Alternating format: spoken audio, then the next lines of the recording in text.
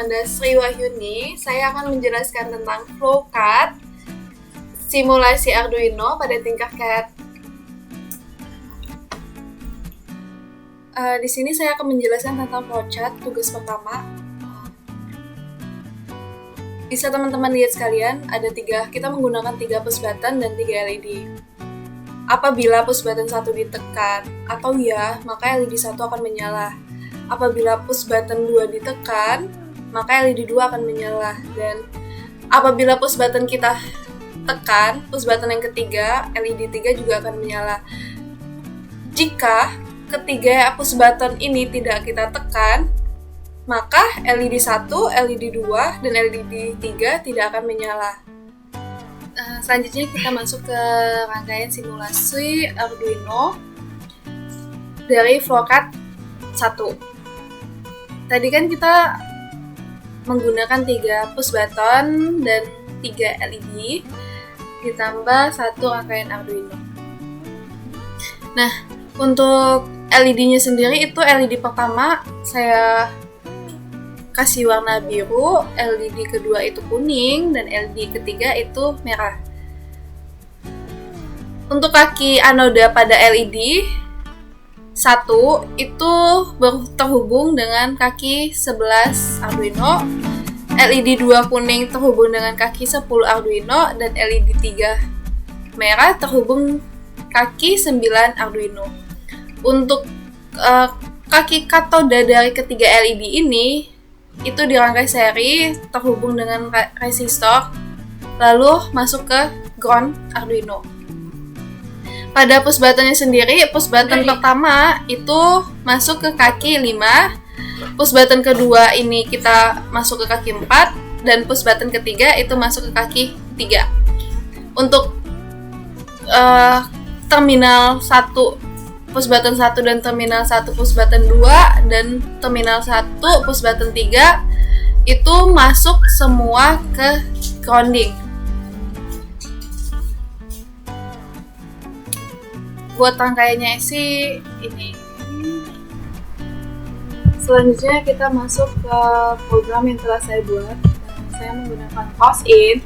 Cosin ini merupakan data integer yang konstan. Biasanya cosin ini digunakan untuk menentukan push button dan LED.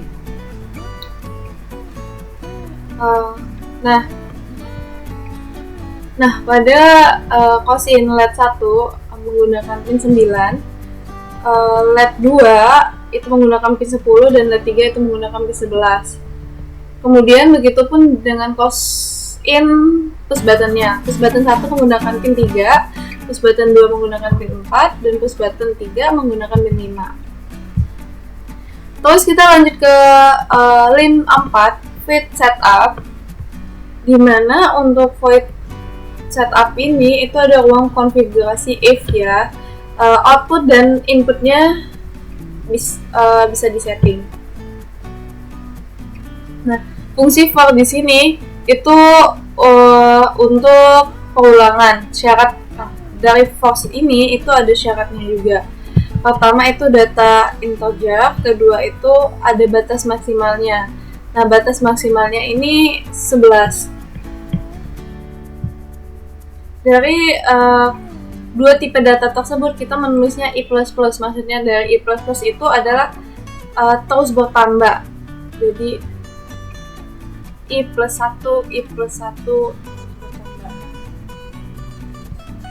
Nah, for in I sama dengan 9, I lebih dari I sama dengan 9, I kurang dari 11, I++ ini sama halnya dengan syarat dari for itu sendiri. Nah, yang artinya I kurang dari 11 itu LED 2 yang bernilai 10 itu termasuk dalam outputnya. Jadi for itu I++ ini menyatakan dari ketiga output ini yang bernilai 9, 10, dan 11. Nah, di sini juga menggunakan fungsi for. Sesuai dengan penjelasan di atas, yang tadi digunakan data integer Q sama dengan 3, yang batas maksimalnya itu adalah 5. Untuk push button ya. Pin mode Q sebagai inputnya ini pada push button. Jadi Q ini menyatakan Q ini menyatakan input dari 3 kaki push button ini.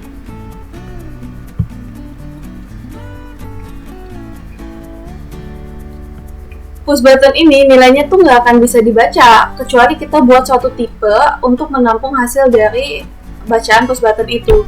Karena dasarnya push button itu hanya bernilai high low. Ibaratnya tuh saat ditekan ia akan high dan saat dilepas ia bernilai low. Maka dari itu di sini kita pakai tipe data ball. Nah, kemudian pada bagian line 14 yaitu void loop. Lihat void setup. Di void setup ini itu hanya dijalankan 1 kali.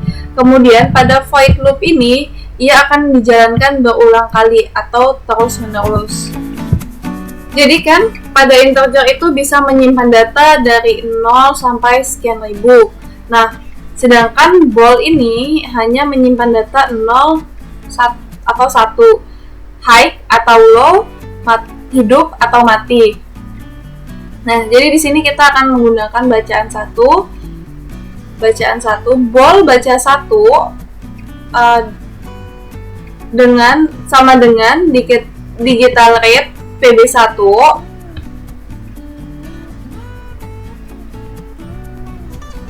dia akan membaca hasil dari PB1. Begitupun dengan ball baca 2, digital rate PB2 itu akan membaca PB2. Dan selanjutnya ball baca 3 sama dengan digital rate PB3 itu dia akan membaca hasil dari push button 3. Nah, if baca 1 sama dengan low itu artinya ditekan. Lalu digital write late 1 high, else digital write lead 1 low. Di sini maksudnya jika push button 1 bernilai low, berarti nilai lead 1 itu bernilai high dan lainnya. Nah, jika PB bernilai high, maka lead-nya itu akan bernilai low. Jadi ketika push button itu ditekan, maka LED itu akan menyala atau bernilai high. Dan ketika LED itu mati, otomatis push button itu tidak ditekan dan push button itu bernilai high.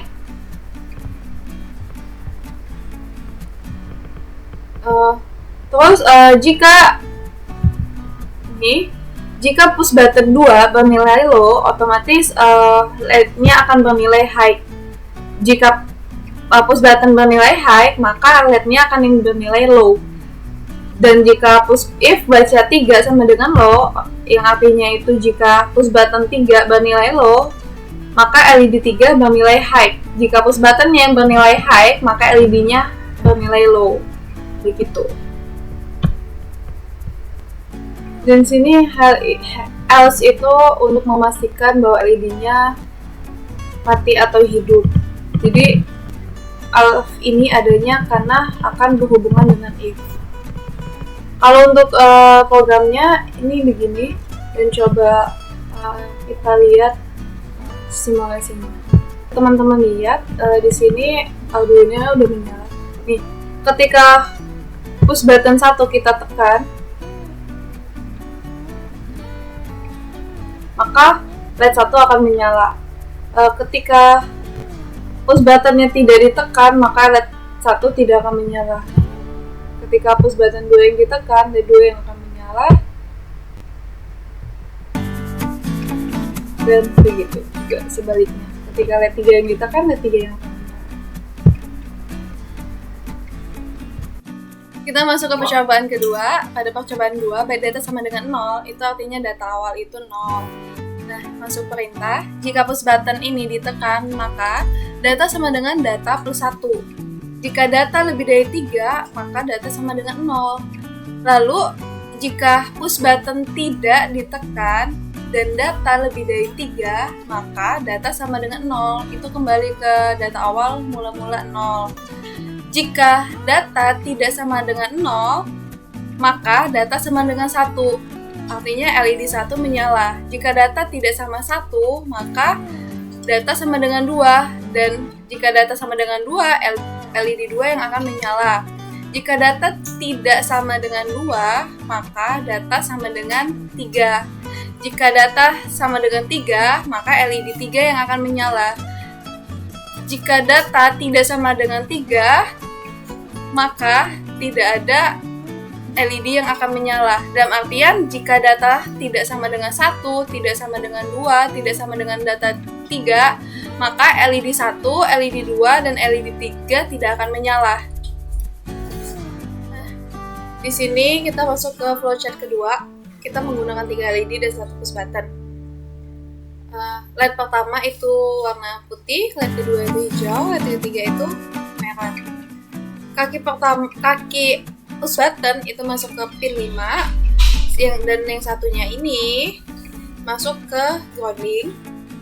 Kemudian untuk LED 1 itu anodanya masuk ke pin 11, LED 2 hijau itu masuk ke pin 10, dan LED 3 merah itu masuk ke pin 9. Untuk katode dari masing-masing LED ini itu terhubung dengan resistor yang kemudian masuk ke grounding.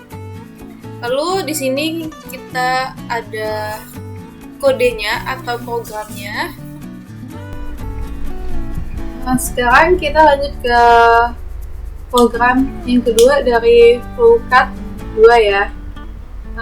Ini menggunakan cost in lagi, LED sama dengan 9, LED 2 sama dengan 10, dan LED 3 sama dengan 11, PB1 sama dengan 5.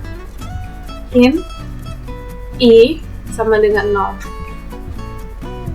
Cost in LED 1 itu sebagai penentuan di mana pin LED-nya LED 1 ada di pin 9, LED 2 ada di pin 10, dan LED 3 ada di pin 11, dan PB1 ada di pin 5. Nah, in I sama dengan 0 ini itu untuk menampung hasil dari bacaan output, dari bacaan I-nya. Nah, karena saya menggunakan tipe data in sat I, jadi ini untuk membaca atau mengatur pada switch cache-nya nanti.